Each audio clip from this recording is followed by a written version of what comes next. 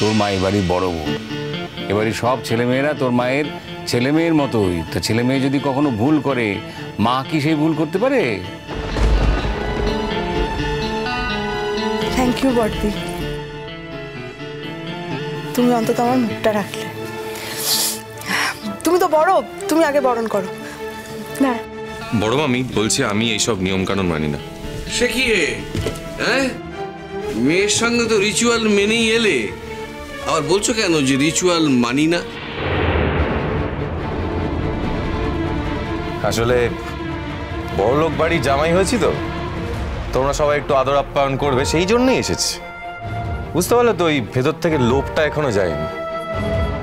একটা গরিব বস্তির ঘরে বড় হয়েছি, এরকম একটা সুযোগ পেলে কেউ ছেড়ে দেয় বল? তাহলে এইসব এই বরণ ডালা ফালা মাথায় ছোঁয়াতে হবে না। সুযোগ সুযোগ পেয়েছে, হ্যাঁ তা তো বটেই। সুযোগ যখন পেয়েছে সুযোগের সদ্ব্যবহার তো করতেই হবে, বুঝলে বুলেট? এই বলে কিনা বড় লোক বাড়ির জামাই হয়েছে তো তাই সুযোগ নিচ্ছে। পাখাটা না হয়নি ফুলঝুরি, পাখাটা নিয়ে তো একবার। কোন পাখা? হাত পাখা ফুলঝুরি, যেটা দিয়ে কাউকে বরণ করার সময় হাওয়া দেওয়া হয়, সেই হাত পাখা আমি রেখে এসেছি, আনতে ভুলে গেছি। নিয়ে যা। নিয়ে আসছি। না, তুমি যাবে না। শোনো মেজো বৌদি, তোমার যদি তোমার মেয়েকে পাখা দিয়ে হাওয়া করার ইচ্ছে থাকে, তোমার যদি তোমার জামাইকেও পাখা দিয়ে বাতাস করার ইচ্ছে থাকে, তো বেশ, তো যাও, নিজে গিয়ে নিয়ে এসো।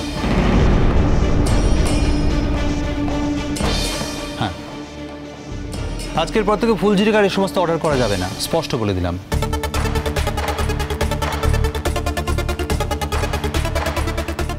ফুলঝুরি, একটা কথা মাথায় রাখবে, তুমি এই বাড়িতে কারো অর্ডার পালন করার জন্য বসে নেই, কথাটা মনে থাকে জানো। বুলেট, আমি ফুলঝুরিকে অর্ডার কখন করলাম? আমি তোকে বললাম হাত পাখাটা এনে দিতে। আরে ও বাড়ির মেয়ে বলছো, বাড়ির মেয়ে হয়ে এইটুকু কাজ করতে পারবে না? আরে ও মেজো মামি, আমি এনে দিচ্ছি।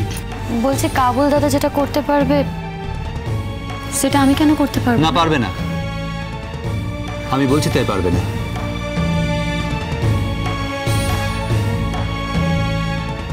অন্যদের ক্ষেত্রে পারবে, এই ক্ষেত্রে পারবে না।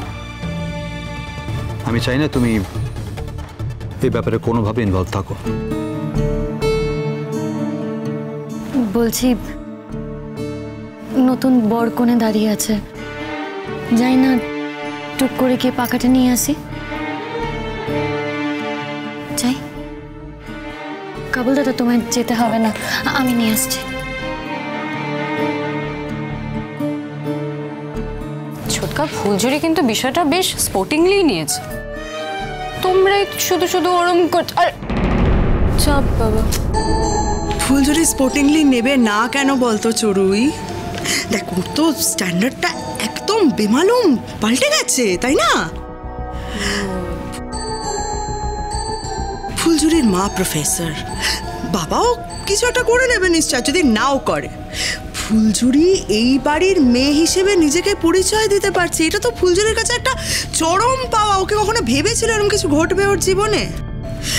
আর দেখ, তারপরেই কিন্তু ও লালনকে বিয়েটা করলো না, মানে ও তো আর বস্তির বাড়িতে গিয়ে থাকতে পারবে না। কি হয়েছে বলতো, সবাই না কয়েনের একটা দিক দেখছে, কয়েনের যে আরো একটা দিক আছে সেটা কারোর চোখে পড়ছে না। শোনো চান্দ্রেই, তোমার থেকে কেউ কোনো সলা পরামর্শ চাইনি, আর আগ বাড়িয়ে এক্সপার্ট ওপিনিয়ন দেওয়ার কোনো প্রয়োজন নেই। দয়া করে চুপ করে থাকো। আরে বাবা, মেয়ে এসছে, জামাই এসছে, আনন্দ করো, ফুর্তিতে থাকো। কিন্তু দুঃখের বিষয়, সেই আনন্দে আমি পার্টিসিপেট করতে পারলাম না।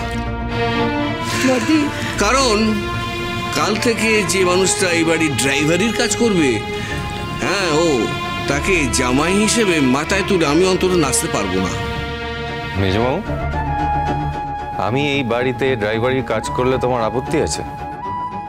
তোমার এই কথাটা আপত্তি নেই যে তোমার মেয়ে একটা ড্রাইভারকে বিয়ে করেছে? গাড়ির ড্রাইভার রাতারাতি কি করে গাড়ির মালিক হয়ে যাবে? এই নিয়ে অন্তত আমি তোমার সঙ্গে কোনো কথা বলতে চাই না। না না, কথাটা তো আমাকে উদ্দেশ্য করেই বলেছিলে।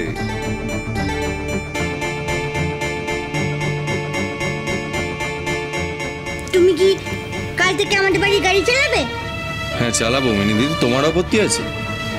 না, আপত্তি নেই, কিন্তু তোমার গাড়িতে আমি চলবো না। কেন? গাড়িটা তো আমি ভালো চালাই।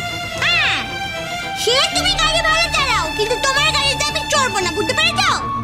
কারণ তুমি আমার ফুলঝুরিকে ঠকিয়েছো। হ্যাঁ, আর আমার ফুলঝুরিকে আমি অনেক ভালোবাসি, অনেকটা ভালোবাসি। আর যে আমার ফুলঝুরিকে ঠকায়, কষ্ট দেয়, তাকে আমি কোনোদিনও ক্ষমা করি না। তাই আমি তোমার গাড়ি চড়বো না, বুঝতে পেরেছো তো? বুঝেছি। কোনটা বুঝেছো? বুঝেছি।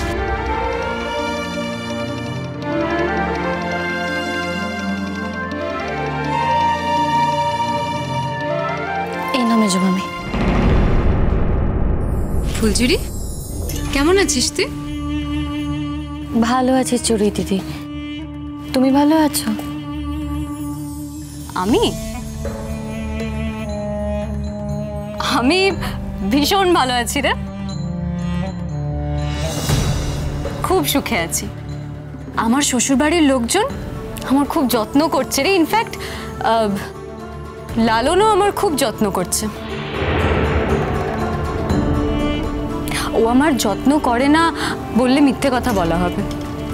আর আমার শাশুড়ি তো আমাকে একেবারে নিজের হাতে খাইয়ে দিচ্ছে। আর আমার শ্বশুরমশাই আর ডলি দিদি, ওরা জানিস সারাক্ষণ খালি আমার কিসে সুবিধে কিসে অসুবিধে, আমার কি লাগবে না লাগবে, সারাক্ষণ এসব নিয়ে ব্যতিব্যস্ত হয়ে থাকে। আমার এত খারাপ লাগছে জানিস। আজকে বেরোচ্ছিলাম ও বাড়ির থেকে, তখন হঠাৎ করে দেখি শাশুড়ি মা একেবারে ভ্যা ভ্যা ভ্যা ভ্যা করে কাঁদতে শুরু করে দিলেন। কেন? নাকি আমি এ বাড়ি আসছি বলে। কি আশ্চর্য, তোর শ্বশুর বাড়িতে কি হয়েছে না হয়েছে সে কথা তুই আমার মেয়েকে বলতে যাচ্ছিস কেন? বারে, ওই তো আমাকে জিজ্ঞেস করলো ছোটকা, ওই আমাকে জিজ্ঞেস করলো আমি ভালো আছি কিনা শ্বশুর বাড়ি গিয়ে, তাই আমি ওকে বললাম। আর আমি তোমাদের সবাইকেও বলছি। দেখো, বিয়ের পর মেয়ে প্রথমবার বাড়ি আসলে বাড়ির লোকজন তো এটাই জিজ্ঞেস করে যে মা তুই কেমন আছিস, ভালো আছিস নাকি। আর সেসব উত্তর না দিতে পারলে তখন আবার ভুল সন্দেহ করে। সেরমই ভুল সন্দেহ যাতে তোমরা আমার ক্ষেত্রে না করো, তাই জন্য আমি এই কথাগুলো বললাম, বুঝলে? আর ফুলঝুরি, কি বলতো, আমি না তোকে বলে বোঝাতে পারবো না, বুঝলে? একদম বলে বোঝাতে পারবো না যে আমি কতটা সুখে আছি, ভীষণ ভালো আছি আমি, জানিস? আমরা খুব ভালো বুঝতে পেরেছি রে, তুই খুব ভালো আছিস, ভীষণ ভালো আছিস। হ্যাঁ শোন, তুই তো সুখ আর ভালো টাকা নিয়ে ওখানেই থাক, এখানে তোকে আর আসতে হবে না, বুঝতে পেরেছিস তো? আর একদম আসবি না, অসহ্য একটা। মিনি দিদি, এরকম করে আমার উপর রাগ করছো কেন বলো তো তুমি? এটা যেমন তোমার বাড়ি, সেরকম আমারও তো বাড়ি। তোমার বাড়ি না? চল চল ওদিকে চল, একদম সহ্য হচ্ছে না আমার, চল ওদিকে চল চল। আরে মিনি দিদি কিরম করে বলো তো? করবেই তো, ও তো এবারের কর্ত্রী। মিনি ডিসাইড করবে তো যে এই বাড়িতে কে আসবে, কে যাবে, কে থাকবে, তাই তো? ওর কথা এত ধরছো কেন চান্দ্রি? ও কি মানুষের পর্যায়ে পড়ে নাকি? যাকে চড়ুই, আয় তো এখানে, এখানে দাঁড়া, চালনের পাশে দাঁড়া। চলছে সময় নষ্ট হচ্ছে। বড় মামি, আমি তোমায় বললাম তো, আমি সব নিয়ম কানুন মানি না, সব জোর খোলা কিছুই মানি না আমি। আর আমি যেটা মানি না সেই কাজটা আমি কোনো দিন করি না। প্লিজ কিছু মনে করো না। তাই নাকি? বিশ্বাস করিস না? মানে যা তুই বিশ্বাস করিস না সে কাজ তুই কোনোদিন করিসনি? না বলে দে, যেটা আমি বিশ্বাস করি না সেটা আমি সত্যিই করি না। আচ্ছা, তার মানে আজকে যা যা করছিস সবকিছু বিশ্বাস করেই করছিস? ছেড়ে দাও না ছোট ঠাকুরপো, ছেড়ে দাও না, যা হয়ে। মিথ্যে কথা বলছে বড় বৌদি, মিথ্যে কথা বলছে ও, দাঁড়িয়ে দাঁড়িয়ে স্ট্রেট মিথ্যে কথা বলছে। তোকে সব এত মিথ্যে শুনে চুপ করে থাকা যায় না।